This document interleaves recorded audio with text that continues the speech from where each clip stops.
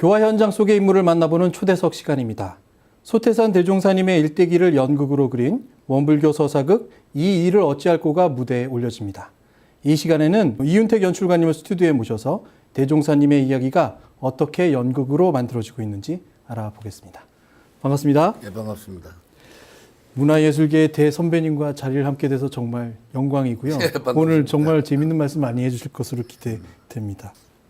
먼저 간단한 인사 말씀 하시면 좋겠는데요. 시청자분들을 위해서요. 예, 제가 오는 방송을 매일 봅니다, 저녁에. 네. 제가 이제 이렇게 직접 방송국 스튜디오 나오니까 감회가 무량합니다. 감사합니다. 연출가님을 간단하게 소개해드릴 수 있는 양력을 제가 잠깐 말씀드리자면 부산일보의 편집부 기자이셨고요. 그리고 성균관대학교 공연예술학부 교수, 서울예술전문대학교 극작과 교수, 동국대학교 연극영화학과 교수, 그리고 영산대학교 CT 학장을 역임하셨고요. 서울예술단의 대표감독, 국립극단의 예술감독을 수행하기도 하셨습니다. 그리고 현재는 연희단 거리패 예술감독, 가마골 소극장의 예술감독, 밀양연극촌의 예술감독직을 수행하고 계십니다. 뭐 이런 말들로 소개해드리기에는 작품들로 말씀드리기 훨씬 많은 것 같은데. 예, 뭐 저는 연극하는 사람입니다. 연극 네. 대본 쓰고 연출하고. 우선 연극과는 어떻게 만나게 되셨고 연극을 어떻게 시작하게 되셨는지 궁금합니다. 제가 이제 4살 때 처음에 영화광이었어요. 우리 아버님이 영화를 좋아하셔가지고 아버님 등에 업혀서 영화를 보러 다녔거든요. 그래서 영화 감독이 되겠다 그런 생각이 꿈이었고요. 그리고 또 서커스, 그때는 서커스단이 있었어요. 네. 동춘 서커스라고 이제 큰 천막을 쳐놓고 네, 네, 네. 그 서커스만 한 게 아니고 1부는 노래 부르고 쇼를 했고요. 2부는 연극을 했어요. 그 3부에서 서커스를 했는데 그때 나는 크면은 이런 공연 예술이나 영화나 이런 쪽에서 살아야 되겠구나 하는 그런 꿈을 키웠죠. 서커스를 보시면서 연극을 더 생각하셨다는 말씀. 예, 네. 서커스는 고도의 그 연극성이 있습니다. 그 줄타는 자체도 굉장히 연출적 계산에 의해서 줄을 타고요. 심지어 이제 줄을 타는 제일 난이도가 높은 줄타기는 항상 소녀가 해요. 한 10살, 11살 정도 소녀가. 그 소녀가 줄을 타고 나면은 반드시 자기 사진을 가지고 이렇게 객석을 쭉 돕니다. 네. 그때 다 사죠. 그리고 그 소녀의 그 스타킹은 이 찢어져가 기워져가 있어요. 네네네. 그것도 다 연출된 것 같더라고요. 네. 그 정도로 고도로 연출된 그 종합 공연 예술이 서커스예요. 서커스의 그 기회보다는 그렇죠. 잘 짜여진 구성을 그렇죠. 많이 기회도 보셨군요. 기회지만 대단히 잘 짜여진 구성. 지금 뭐 요 근래도 그 캐나다의 태양의 서커스는 그렇지 네. 않습니까? 네, 그 네. 태양의 서커스를 보면은 서커스만 하는 게 아닙니다. 온갖 기회가 다 종합되어 있고 잘 연출되어 있죠. 이제 소태산 대종사 서사극, 원불교 서사극 이 일을 어찌할꼬를 기획하셨고 곧 개막을 앞두고 계십니다.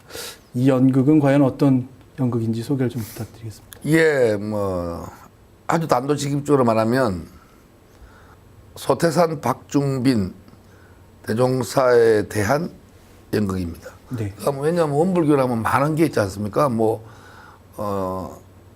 구인 제자들도 있고 여성 제자들은 다 있지만 이번에는 이제 처음 시도하기 때문에 딴 이야기보다도 소태산 박중빈 대종사는 과연 어떤 인물이었는가 그쪽으로만 포커스를 맞췄어요. 그래서 사람들이 보고 저런 분이구나 그걸 구체적으로 느낄 수 있도록 쓰여지고 연출되었습니다. 그래서 대부분의 교역자들이나 교도분들이 소태산 박중빈 대종사를 못 만나봤단 말이죠. 네. 그러니까 못 만나봤기 때문에 아무래도 관념적이거나 상상 속의 인물이에요. 그걸 이번에 최초로 구체화시켜서 구체적인 감동으로 받아들이게 하는 게 이번에 목적입니다. 많은 교도들이 그 모습을 기다리고 있고요. 너무 어떻게 보면 기대를 가지고 있기 때문에 아마 뵙게 되면 대종사님의 모습이 바로 저렇지 하고 또 감동도 많이 받고 실제로 대종사님을 보는 듯한 그런 감상을 갖지 않을까 생각은 듭니다. 예. 이 일을 어찌할꼬라는 제목이 달려 있습니다. 과연 그래서- 대종사님께서 이 말씀을 어떻게 하셨을 거라고 생각하시면서 이 일을 다 그러니까 하셨어요? 이 제목 따는 게 가장 어려웠어요. 그러니까 제가 이 작품을 쓸 때 마지막은 영광에 가서 쓰고 싶다. 그렇게 제가 제안을 해가지고 이제 어물교 문화사회부 측에서 저를 이제 그 영광으로 모셨어요. 그래가 제가 영광에서 한 3박 4일 동안 그래서 있었거든요. 있으면서 서태산 박중빈 대종사의 그 생애 봉가부터 마당바위 뭐 이시제각 그 옥녀봉을 다 돌았어요. 네. 다 돌고 결론적으로 아, 이 영광이라는 곳이 어떤 곳이구나 하는 걸 내가 거의 구체적인 느낌으로 깨달았어요. 네. 깨닫고 결론 우리나라의 역사적인 관점, 사회사적인 관점에서 이 작품을 해야 되겠구나 하는 생각을 했어요. 단순한 종교적인 관점이 아니고 민중사, 그리고 민족사, 제가 그런 관점에서 제가 제목을 고민을 했어요. 네. 하다가 아주 좋은 제목이 원래 있습니다. 그 김형수란 네. 그 시인이 있잖아요. 네. 네. 그 시인이 그 솥에서 난 성자라는 네.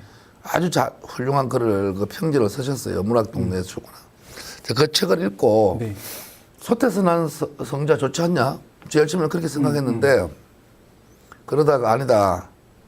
지금 내가 하고자 하는 것은 성자로서의 소태산 박중빈뿐만 아니고 이 소태산 박중빈 대종사의 그 존재가 세상 속에서 어떻게 작용하는가. 네. 특히 이제 동시대, 지금 이 시대에 왜 우리가 소태산 박중빈 대종사를 이야기해야 되는가 하는 그런 전체적인 사회사적인 맥락에서 제목을 따라야 되지 않겠느냐. 그래서 제가 과감하게 이 일을 어찌할꼬 라고 달고 네. 마지막 날, 그러니까 원고를 탈고하는 마지막 날 달고 거기 물음표가 아닌 느낌표를 딱 찍었어요. 느낌표를. 그 물음표를 찍으면은 이 일을 어찌할꼬 물음표 찍으면 좀 미래에 대해서 좀 걱정하고 고민하고 좀 의심스러워하는 제목이고, 그 의심스러워하거나 불안해하는 것이 아니고 확신을 가지고 미래에 대해서 어떤 문제를 해결해 나가겠다는 의지, 그런 적극적인 어떤 의지의 그 표현으로서 이 일을 어찌할꼬 느낌표 이렇게 이제 찍어가지고 대본을 이제 가지고, 그때 제일 처음 뵀던 분이 그 영산선학대학교 총장님이셨어요. 네. 그날 아침에. 네. 네. 먼저 보여드렸죠, 총장님한테. 보더니까 총장님이 이렇게 보시고, 이 시대의 화두를 정확하게 네. 찍었다. 네. 네. 그리고 대본을 이렇게 쭉 이렇게 뒤집어 보시더라고요. 보시더만, 아, 이게 현대극이군요. 축제나 이런 극이 아니고, 제대로 쓴 드라마다. 그러니까 현대적인 드라마로서 네. 글을 썼다 하는 점에 대해서 그 상당히 기뻐하시더라고요. 그래서 됐구나. 가자 그랬죠. 네. 예. 제가 이 제목을 딱 접하면서 들었던 느낌이, 아, 이것은 분명히 원불교 성극은 맞는데 그 성극만이 아니라 방금 말씀하신 우리 민족 종교라는 의식과 방금 말씀하신 그렇죠. 현대 이야기가 이 안에 분명히 담겨 있구나라는 것을 예측하고 예감할 수 있는 그런 제목을 다셨다고 저는 생각이 그렇습니다. 들었습니다. 대종사님의 삶이 10가지의 십상으로 우리에게 많이 남아있고 예. 저희가 자주 접하게 됩니다. 물론 이 십상의 이야기들이 이 연극 안에 담겨 있을 거라고 저는 생각이 드는데요. 그대로 담겨있죠. 네. 그 가운데서 여줄가님이 보시기에 아, 이거다 싶은 장면 하나는 어떤 것일까요? 마지막이죠, 마지막. 십자가 계미열반상. 그 마지막에 모든 게 담겨 있습니다. 그리고 이 지금 연극 그 마지막을 향해서 가고 있어요. 네. 그러니까 그 마지막이 그 바로 우리에게 큰 감동을 주고, 그리고 이 대종사께서 본인은 열반하시더라도 이 원불교가 계속돼야 한다는 그 의지와 그 자기 자신을 희생시키면서 그 포석을 두신 거예요. 네. 전 특히 그 마지막 장면에 보면 그 황희천 네. 그 형사 네네. 한테 이야기하잖아요. 마지막 돌아가시기 직전까지도 야, 그 경찰서에서 무슨 말 없었냐? 이렇게 묻잖아요. 그러니까 별말 없었습니다 하니까 그럼 됐다. 그럼 됐어. 그리고 돌아가셨거든요. 네. 그만큼 끝까지 본인을 생각하지 않으시고 그때는 이제 풀법연구회죠.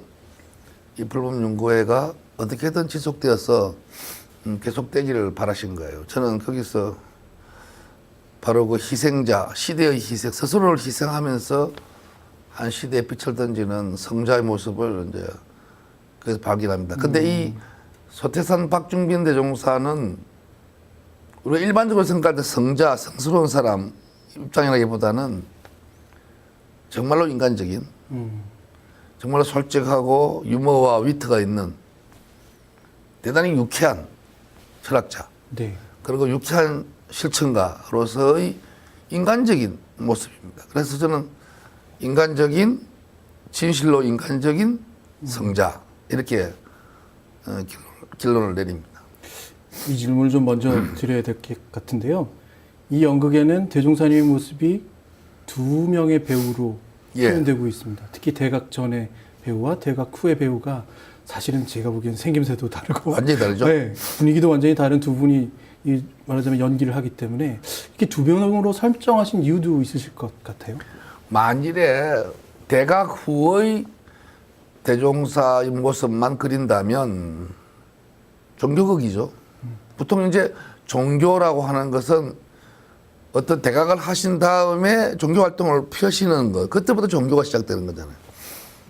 근데 저는 이 작품을 애시당초 종교극이기 이전에 인간의 존재론적인 연극, 존재극으로 파악했어요. 네. 왜냐하면 어떤 우리가 십상도도 마찬가지지만 4살 때 달을 보고 달 따라 가자라는 네. 질문, 11살에 왜 산신한테 절을 하느냐 하는 질문, 이런 질문들은 대종사뿐만 아니고 우리도 다 할 수 있는 이야기잖아요. 네. 모든 사람들이 보편적인 의문을 던질 수 있는 화두들이에요. 그러나 대부분의 사람들은 그런 의문을 던지더라도 곧 잊어먹어요. 그렇죠. 잊어먹고 또 그냥 흘러가 버리는데 지금 소년, 그러니까 소년 진섭이 이름이 많이 바뀌잖아요. 네. 그 다음에 청년으로서 처화, 네. 결혼하고 나면 장촌 양반, 이렇게 이름이 계속 바뀌는데 네, 네. 그 시절의 모습이 정말로 저는 중요하다고 봤어요. 이건 왜냐하면, 그래서 이 작품이 지금 진섭이가 처화가 되고 처화가 장촌 양반이 되는 이 과정은 우리 모두가 겪는 과정이에요. 그리고 뭐 특별한 인생을 산 게 아니잖아요. 결혼했잖아요. 결혼하고 장사라도 나가고. 네, 네, 네. 아니, 고기잡이로도 네, 또 섬까지 고기 때문에 상인으로 가고 이런 일상생활을 계속 하셨다는 거죠. 일상생활을 계속 하면서 또 자기의 의문, 삶에 대한 의문을 포기하지 않은 거죠. 네. 이런 모습은 우리 범인들하고 완전히 달라요. 우리 범인들은 그런 존재론적인 질문을 하다가도 자기 일상 결혼을 하고 뭐 이렇게 직장을 다니게 되면 다 잊어버린단 말이죠. 네. 근데 안 잊어먹은 거죠. 안 잊어먹고 끊임없는 공부, 사회 공부. 제일 처음에는 산신을 찾다가 산신이 없다. 그 다음에 도인을 찾다가 도인도 없다. 그러면 방법이 뭐냐? 내가 도인이 되는 수밖에 없다. 이 결론이에요. 그러한 자기 수행의 과정을 걸어간 인간. 이게 저는 중요하다고 봤어요. 이게 가장 평범하고 보편적인 삶 속에서 대단히 비범한 성찰의 과정을 걸어가신 그란 말이죠. 이 과정을 저는 수행편이라고 보고 이 수행편을 표현해야 그 다음에 교의편이 나왔을 때 이렇게 수행을 하신 분이 드디어 그 수행으로서 얻은 그 지혜를 그 깨달음을 이제 전파하는구나 하는 전 과정을 그리고 싶었어요. 네, 네. 그렇게 되면은 이게 단순한 종교극이 아니고 한 인간이 자신의 운명에 맞서는 하나의 운명극이고 존재론적인 연극이 아니냐. 그래서 그 연극의 영역을 좀 더 확대시키고 보편화시키기 위해서 수행편을 넣은 거죠. 제가 느끼기에는 이런 것 같습니다. 항상 우리가 처처불상 사사불공을 얘기할 때 누구나 다 부처가 될 수 있다라고 말씀하신 그렇게 대종사님이 하나의 인간에서 성자가 되는 과정을 통해서 우리가 부처가 될 수 있다는 희망을 얻어갈 수 있는 그 부분을 또 말씀하신 거 아닐까 생각도 좀 들고요. 그렇죠. 네. 거기에 이제 등장하는 인물 가운데 그 일제 순사의 역할을 우리 원불교 도무가 맡도록 예, 했어요. 직접 네. 하시기로 했어요. 특별히 그렇게 배려하신 이유도 있으실 것 같아요. 저는 이 연극이 연극인들이 만드는 연극으로 끝나지 않았으면 합니다. 그래서 저는 궁극적으로 지금 공개적으로 제안을 한다면 처음에는 제가 이렇게 쓰고 네. 연출해서 우리 연극 배우들이 다 이렇게 만들어서 막을 올리지만 이걸 보시고 마음에 드신다면 이제 원불교 교단 자체 내에서 이 작품을 제작을 하시라 이렇게 권하고 싶어요. 저는 제가 작가이고 연출가이고 또 이 작곡하신 최호정 교수나 우리 전가 작곡을 하신 김민정 씨나 이런 분들에게 모두 제안을 했어요. 우리는 이 작품에 대해서는 저작권을 행사하지 말자. 그래서 이걸 만들어서 다 원불교 교단 측에 재능 기부를 하자. 그러면 이제 다음부터는 이걸 그 원불교 교단에서 공연을 계속 하라는 거죠. 이 작품만 하는 게 아니고 이번에는 이제 소태산 대종사에게 집중했다면 다음에는 9 제자들한테 네. 또 연극을 만들고 다음 여성 제자들 만들고 정산종사 편도 만들고 이렇게 해서 소위 말하면 원불교의 종교극이 계속 제작되고 계속 공연되기를 바라고 네. 그런 의미에서 이 작품이 오래 남으려면 결국은 교단 내에서 만들어야 된다. 교단 내에서 이 작품을 이제 연출하고 훈련을 시켜서 자체 만들려면 교단에 연극인이 있어야 된다. 저는 그런 의미에서 그 김기현 도무한테 얘기했어요. 네. 이제는 당신이 배우를 참가하지만 다음에는 당신이 연출을 해라. 연출을 해서 교단의 청년회나 아니면 뭐 원광대학이나 그 선악대학 학생들하고 연극을 해봐라. 잘 만드는 게 중요한 게 아니고 같이 참여하는 게 중요하다. 이제 그렇게 제안을 하고 있죠. 그러니까 앞으로 그 김기현 도무는 이 연극을 계속 이어서 원불교에서 해야 되는 그런 책무를 맡은 거죠. 예.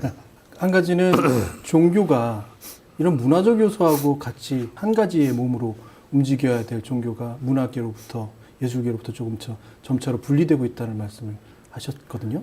그렇죠. 그것이 왜 중요한지를 조금 더 설명해 주신다면. 현대 종교의 가장 큰 문제점. 니체가 말했잖아요. 니체가 신은 죽었다. 니체가 왜 신은 죽었다라고 이야기했나 하면 인간에는 로고스적인 측면이 있고 파토스적인 측면이 있어요. 로고스라면은 이성, 네. 조화로움 이런 거잖아요. 파토스는 조금 감성적인 것 그리고 좀 욕망이라든지 본성적인 것 이런 것이에요. 그런데 이것이 고대에는 그게 하나였어요. 그러면 저 그리스에서도 그러면 그 축제가 네. 그게 그 디오니소스 축제가 원래 기원이죠. 연극의 기원이에요. 네. 이 디오니소스 축제라는 것이 추수감사절 이제 곡식을 거둔 다음에 신에 대해서 경배란 말이죠. 그렇고 우리나라도 보면은 부여의 연고나 고구려 동맹 같은 제천의식이 축제, 연극의 기원이에요. 그 우리 연극의 기원이 뭡니까? 신에 대한 제사예요. 심지어는 당군 왕금이라는 말 자체가 네. 당군이 신이고 왕금은 쉽게 말하면 권력자예요. 네, 네. 그 신과 권력자가 같이 있었다는 거죠. 이게 한 몸이었다는 거예요. 이 한 몸이 왜 이렇게 분리되었을까? 그것을 이제 우리 사상으로 친다면은 이제 미륵 세계에서 석가 세계로 바뀐 거죠. 아, 그게 이제 미륵 세계는 하나였어.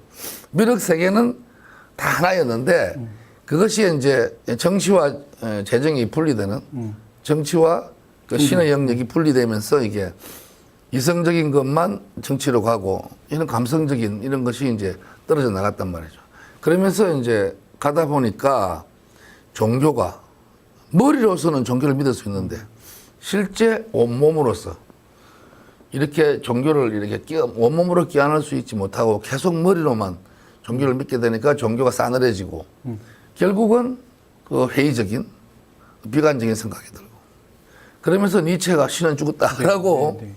이야기하는 단계에 오는데 우리나라도 그런 생각이 들었어요. 우리나라도 원불교만 치더라도 이래 초기 교단사를 보면은 소태산 박중빈 대종사께서 직접 노래도 하시고 네. 만담도 하시고 네.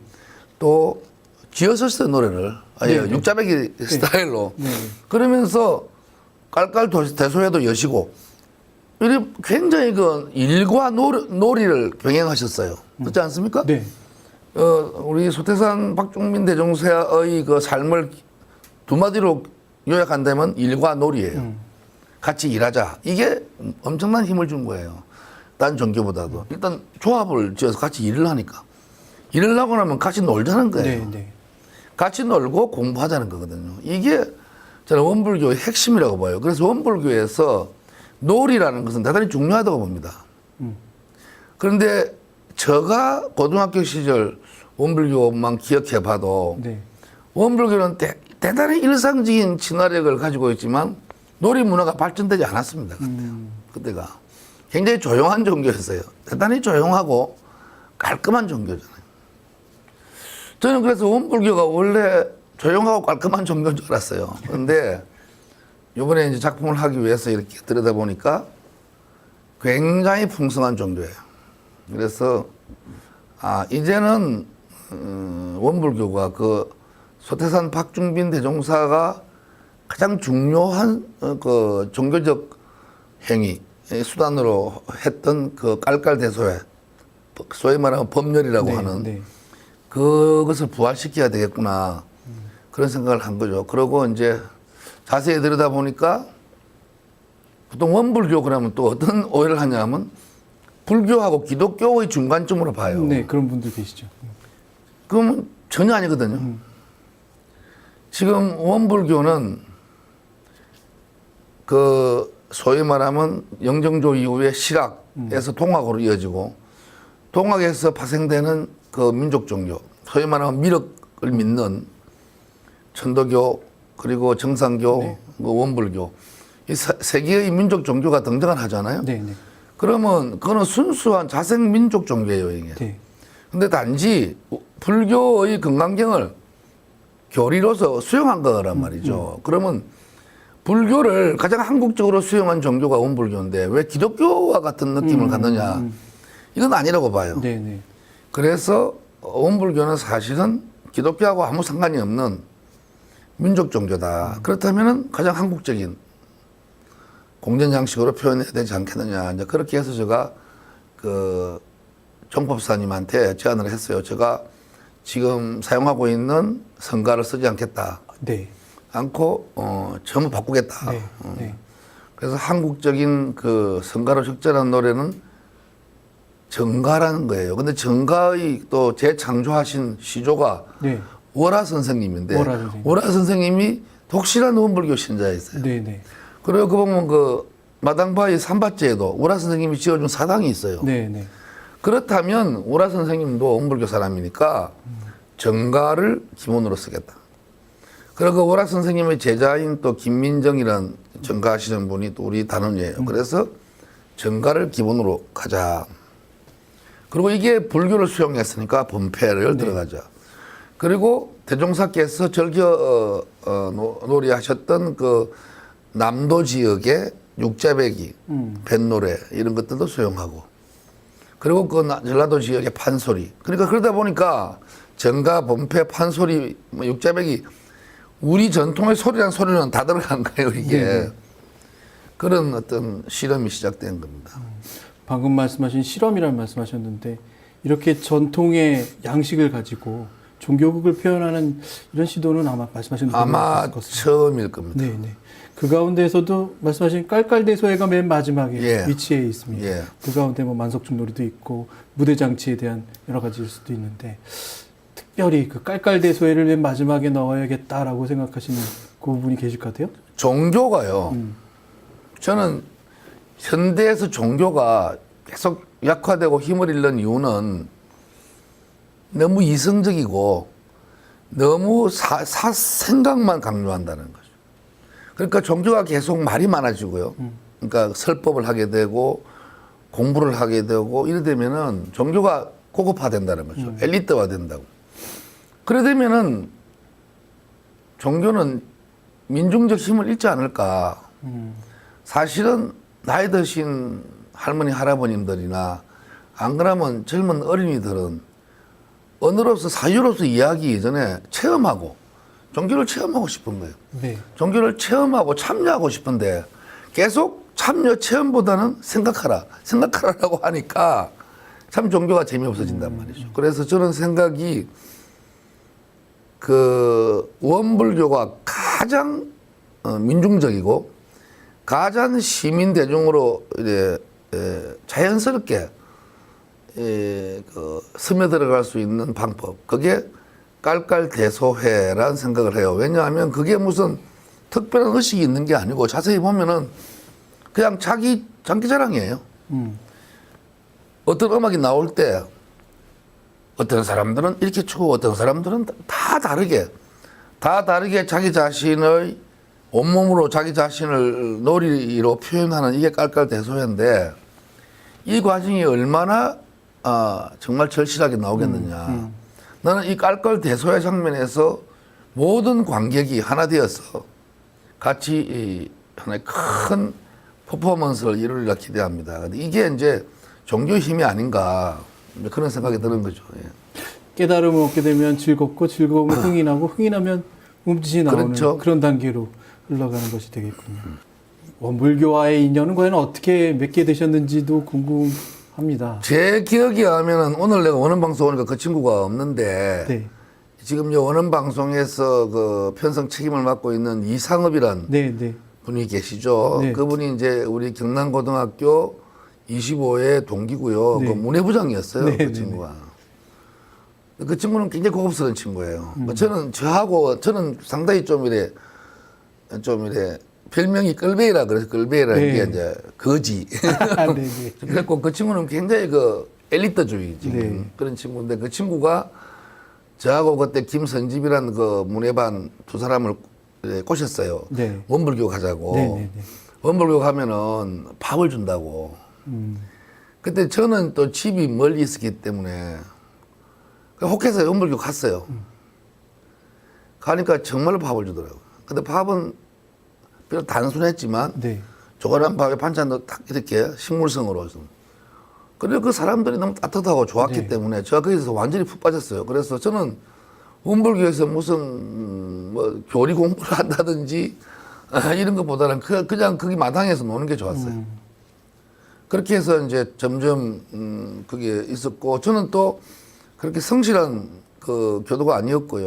뭐 무슨 법회할 때 발표회 할 때도 제가 뭐 삼국유사 이야기 이런 좀 이래 일탈하는 좀 그런 이야기도 하고 해서 성실한 교도는 아니었습니다. 아니었는데 그때 이제 그 황현덕이란 네. 그 친구는 지금도 자기 딸이나 아들을 다 원불교로 경무로 보내고 하신 그 제 또 동기가 계시는데 그런 분들하고 달리 저는 대단히 불량한 교도였지만 지금도 계십니다. 저 언론에 계시던데 그 황영규 네. 그때 부교무 선생님이셨어요. 네, 네. 부교무 선생님이 그때 이래 법명을 주면서 저한테도 법명을 주셨어요. 네. 영태 그리고 꽃뿌리 영적 헐태자를 저한테 네. 주신 거예요. 그러면 내보고 너도 법명을 줄 테니까 앞으로 교도로서 열심히 잘 살아라고. 네. 그러니까 제가 이제 그 법명을 받았죠. 그리고 나서 이제 고등학교를 졸업하고 저는 대학을 바로 못 들어가고요. 상당히 그 파란만장한 인생을 살았어요. 살면서 그 원불교를 한 번씩 제가 찾아갔어요. 대신교당을 이렇게 한 번씩 가보면 교당이 점점 바뀌는 거예요. 이제 아는 사람도 없어지고. 네, 네, 네. 그렇지만 저는 이제 그 원불교라는 것이 제가 그 고등학교 시절에 보낸 그 학생의 시절이 저한테 아주 저는 그 밥의 사상이라고 생각하고 싶은데 제가 참 맛있는 밥을 먹었던 곳이다. 이런 기억을 항상 하고 네, 있습니다. 네. 따뜻한 밥을 먹은 곳이다. 여기에 대한 보답을 내가 어떻게 한번 해야 되지 않겠느냐 생각을 했어요. 네. 그러던 차에 또 내 고등학교 시절에 선생님이었던 황영규 선생님이 이제 그때 영산선악대학 총장님이셨어요. 그래가지고 밀양연구촌을 방문을 합니다. 하고 나서는 원불교를 위한 연극을 만들어야 되지 않겠느냐 그러셨어요. 네, 그래서 제가 네. 원불교를 위한 연극을 만들겠다. 그 소태산 대종사의 일대기를 연극으로 만들면 어떠하냐라고 제안을 하시고 제가 하겠습니다. 지난해에 우연히 그 원불교 문화사회부 이명하 차장께서 이제 네. 우연히 제가 연출한 연극을 본 거죠. 보고 아 연극이 이렇게 힘이 있는구나, 감동적이구나. 그래서 이제 또 연극을 만들지 않겠습니까? 이런 제안이 들어와가지고 아주 우연하게 지금 성사가 된 겁니다. 이명하 차장님이 한번 나오셔서 설명해 주셨는데 그때 정말 좋은 분, 정말 대단한 연출가님 만나셔서 대단한 사업을 하나 지금 준비하고 있다고 꽁꽁 숨겨두고 말씀하셨거든요. 근데 그 모습을 이제 진짜 실현되는 모습을 저희가 보고 있습니다. 밥을 먹으면서 원불교하고 더 예. 가까이셨다는 말씀하시고 밥으로 인해서 시작되셨다는 말씀하시는데 예. 원래 소태선한 성자란 뜻이 솥을 정말 크게 그렇잖아요. 예. 뭐든지 먹이겠다라는 그 마음으로 나는 소치되리라. 그러시지 않습니까? 바로 그게 그거예요. 대종사님 예. 마음이시죠. 그런 마음을 직접 실천하시는 연희단 거리패 예. 에도 실제로 정말 놀이와 일을 같이 하는 그런 삶을 지금 도입해서 하고 계시고요. 어떻게 보면 정말 원불교인으로서 사신 건 아닐까요? 글쎄요, 저도 이제 문득 그런 생각을 해보는데 이제 요번에 이 작품을 하면서 그 종법사께서 5대 종법사시죠? 께서 네. 그러셨어요. 그러니까 이야기를 적긴 하시고는 저한테 굉장히 1시간 이상 하셨어요. 그러니까 주위 분들이 놀라시더라고요. 네. 아, 이렇게 길게 종법사께서 하신 적이 없다. 그리고 그 종법사께서 하신 말씀이 재밌게 만드세요. 그리고 제가 음악을 바꿔야 되겠습니다 하니까 바꾸세요. 100년밖에 안 된 종교인데 과감하게 바꾸세요. 그리고 제가 원불교가 중에서 어떤 면에서 신비화되고 조금 그런 미신화되는 부분이 있다면 그거는 작품을 수용하지 않겠다. 특히 이제 상대주의적인 타 종교를 은근히 비방하는 이런 내용은 절대 쓰지 않겠다. 오로지 절대적인 기준으로서 만들겠다. 그렇게 하니까 종법사께서 제가 아주 당돌한 느낌을 받으셨는지 네. 좋다. 대신 재밌게 만들어라. 그러셨어요. 아, 네, 예, 네, 네. 재밌게 만들어라. 네. 그러면서 몇 가지 제안을 하셨어요. 뭐 소태사님께서 술을 드셨다. 안 든 게 아니다.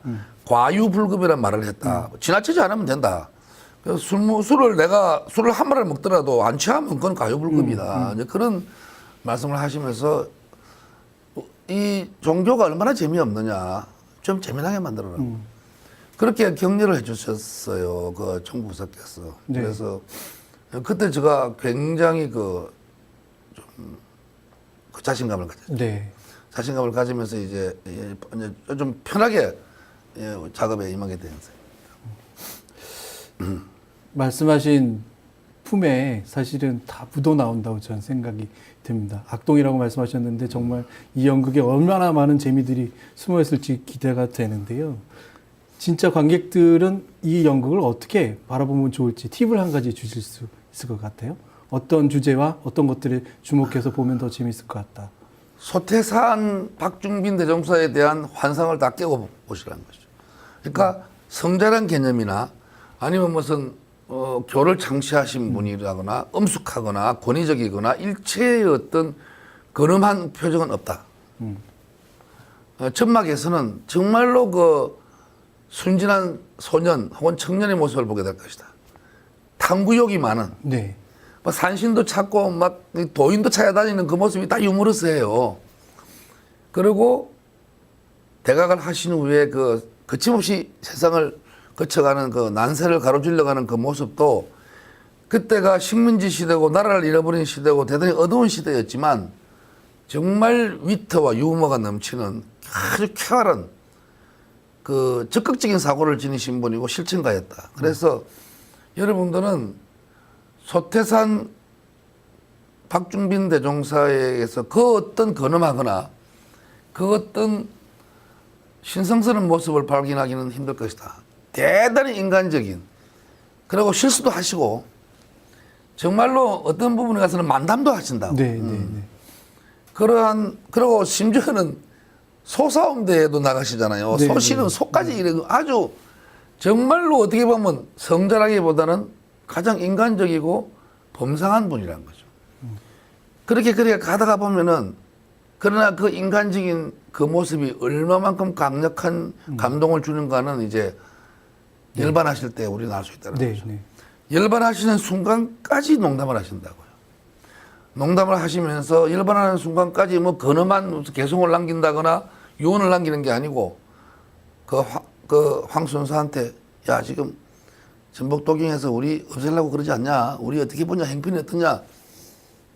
그걸 물어보신 거예요.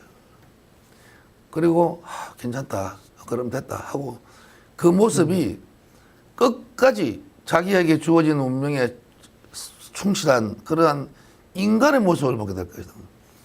진실로 인간적인 모습을 보여드릴 생각입니다. 그럼 성자는 어디서 성자로서의 소태산의 성스러운 모습을 어디서 보게 될 것인가? 바로 그런 인간적인 모습. 진실로 인간적인 모습이 바로 성자의 모습이 아니냐. 저는 그렇게 해석합니다. 뭐 더 보고 싶어서 어쩔 줄 모르겠는 생각이 좀 듭니다.